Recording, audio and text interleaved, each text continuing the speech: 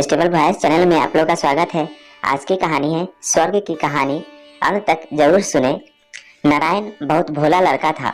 वह प्रतिदिन रात में सोने से पहले अपनी दादी से कहानी सुनाने को कहता था। दादी उसे नागलोक, पाताल लोक, चंद्रलोक, सूर्यलोक आदि की कहानी सुनाया करते थे।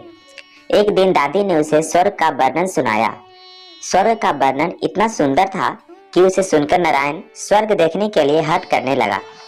दादी ने उसे बहुत समझाया कि मनुष्य स्वर्ग नहीं देख सकता, किंतु नारायण रोने लगा। रोते रोते ही वह सो गया। उसे स्वप्न में दिखाई पड़ा कि एक चमचम चमकते देवता उसके पास खड़े होकर कह रहे थे, बच्चे, स्वर्ग देखने के लिए मूल्य देना पड़ता है। तुम सर्कस देखते जाते हो तो टिकट देते हो ना, स्वर्ग देखने के लिए भी तुम्हें उसी प्रकार रुपए देने पड़ेंगे। स्वर्ग में ही नारायण सोचने लगा कि मैं दादी से रुपए मांग लूंगा, लेकिन देवता ने कहा, स्वर्ग में तुम्हारे रुपए नहीं चलते, यहाँ तो भलाई और पुण्य कर्मों का रुपए चलता है। अच्छा, तुम यह डिबिया अपने पास रखो।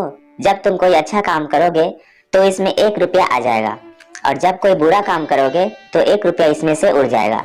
जब यह डिबिया भर जाएगी तब तुम स्वर्ग देख सकोगे। जब नारायण की नींद टूटी तो उसने अपने सिरहाने सचमुच एक डिबिया देखी। डिबिया लेकर वह बड़ा प्रसन्न हुआ। उस दिन दादी ने उसे 1 पैसा दिया। पैसा लेकर वह घर से निकला। एक रोगी भिखारी उससे पैसा मांगने लगा। नारायण भिखारी को बिना पैसे दिए भाग जाना चाहता था। इतने में उसने अपने अध्यापक को सामने से आते देखा। उसके अध्यापक उदार लड़कों की बहुत प्रशंसा किया करते थे। उन्हें देखकर नारायण ने भिखारी को पैसे दे दिया।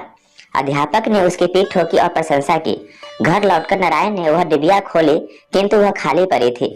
इस बात से नारायण को बहुत दुख हुआ और वह रोते रोते सो गया। सपने में उसे वही देवता फिर दिखाई पड़े और बोले, तुमने अध्यापक से प्रशंसा पाने के लिए पैसा दिया था, सो प्रशंसा मिल गई, अब रोते क्यों हो? किसी लाभ की आशा से जो अच्छा काम किया कर जाता है वह तो व्यापार है, वह पुण्य थोड़ी है। दूसरे दिन नारायण को उसकी दादी ने 2 आने पैसे दिए। पैसे लेकर उसने बाजार जाकर 2 संतरे खरीदे। उसके साथ ही मोतीलाल बीमार था। बाजार से लौटते समय वह अपने मित्र को देखने उसके घर चला गया। मोतीलाल को देखने उसके घर वैद्य आए थे। वैद्य जी ने दवा देकर मोतीलाल की माता से कहा, इसे आज संतरे का रस देना होगा। मोतीलाल की माता बहुत गरीब थी। वो रोने लगी और बोली, मैं मजदूरी करके पेट भरती हूँ। इस समय बेटे की बीमारी में कई दिन से काम करने नहीं जा सकी। मेरे पास संतरे खरीदने के लिए 1 पैसा भी नहीं है। नारायण ने अपने दोनों संतरे मोतीलाल की माँ को दिए। वह नारायण को आशीर्वाद देने लगी। घर जाकर अब नारायण ने अपनी डिबिया खोली तो उसमें 2 रुपए चमक रहे थे। एक दिन नारायण खेल में लगा था। उसकी छोटी बहन वहां आई और उसके खिलौनों को उठाने लगी। नारायण ने उसको रोका। जब वह नहीं मानी तो उसने उसे पीट दिया। बेचारी लड़की रोने लगी। इस बार जब उसने डिबिया खोली तो देखा कि उसके पहले के इकट्ठे कई रुपए उड़ जाते हैं। उसे बड़ा पश्चाताप हुआ। आगे से उसने कोई बुरा काम नहीं करने का पक्का निश्चय कर लिया।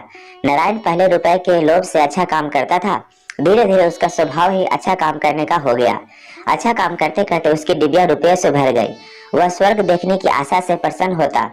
उस डिबिया को लेकर वह अपने बगीचे में पहुंचा। नारायण ने देखा कि बगीचे में पेड़ के नीचे बैठा हुआ एक बूढ़ा साधु रो रहा है।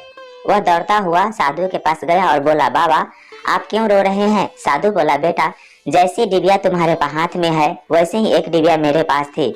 बहुत दिन परिश्रम करके मैंने उसे रुपयों से भरा था। बड़ी आशा थी कि उसके रुपयों से स्वर्ग देखूंगा, किंतु आज गंगा जी में स्नान करते समय वह डिबिया पानी में गिर गई। नारायण ने कहा, बाबा, आप रो मत, मेरी डिबिया भी भरी हुई है, आप इसे ले लो।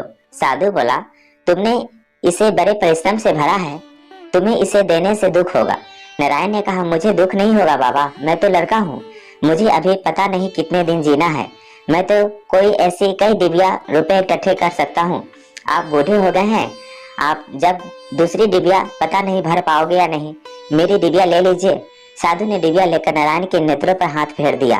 नारायण के नेत्र बंद हो गए। उसे स्वर्ग दिखाई पड़ने लगा। ऐसा सुंदर स्वर्ग की दादी जी ने स्वर्ग का वर्णन किया था।